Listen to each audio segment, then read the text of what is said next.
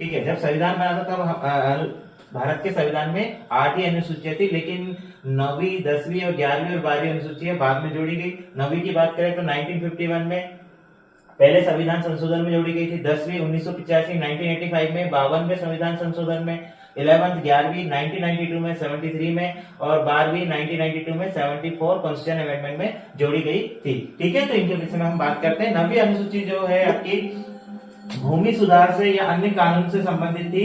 ऐसे कानून या ऐसे सुधार किए गए थे जिनको न्यायालय में चुनौती नहीं दी जा सकती थी। तो ऐसा किया जाता था, अधिकतर जो सरकारें हैं इस कोई भी कानून बनाती थी तो 9वीं अनुसूची के अंदर डाल देती थी, ताकि उसको कोर्ट में, सुप्रीम कोर्ट में उसको क्या चुनौती नहीं दी जा सकती थी। लेकिन क्या हुआ, 1973 में केशवानंद भारती केस में जो सुप्रीम कोर्ट का जो केस आया उसके मामले में यह कहा गया है कि अब 9वीं अनुसूची के अंदर जितने भी विषय शामिल किए जाते हैं उनको सुप्रीम कोर्ट में चुनौती दी जा सकती है। वहीं अगर हम 10वीं अनुसूची की बात करते हैं, 10वीं अनुसूची के अंदर एंटी डिफेक्शन लॉ के विषय में बात की गई है, दल बदल विरोधी कानून के विषय में बात की गई है, और ये 52 है संविधान संशोधन में 1985 में शामिल किया गया था।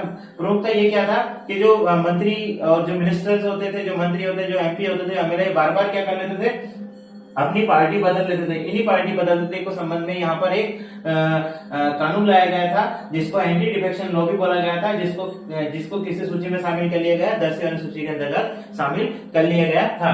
वही 11वीं अनुसूची में जिसमें जो कि पंचायती राज से संबंधित थी, जिसमें पंचायती राज संस्थाओं के कार्य थे और उनके विषय क्षेत्र के विषय में बात की गई थी, जिसमें 29 यानी 29 विषय दिए गए थे। किसको? पंचायत को।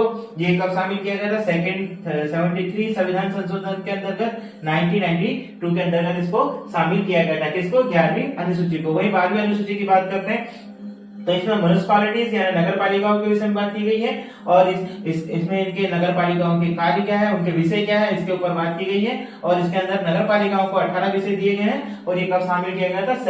42 में संविधान संशोधन में 1992 में इसको शामिल किया गया था। तो इस तरह से हमने संविधान की जितनी भी अनुसूचियां थी उनके विषय में जान लिया है, और इस तरह से अब संविधान की अनुसूचियां भी कंप्लीट होती है।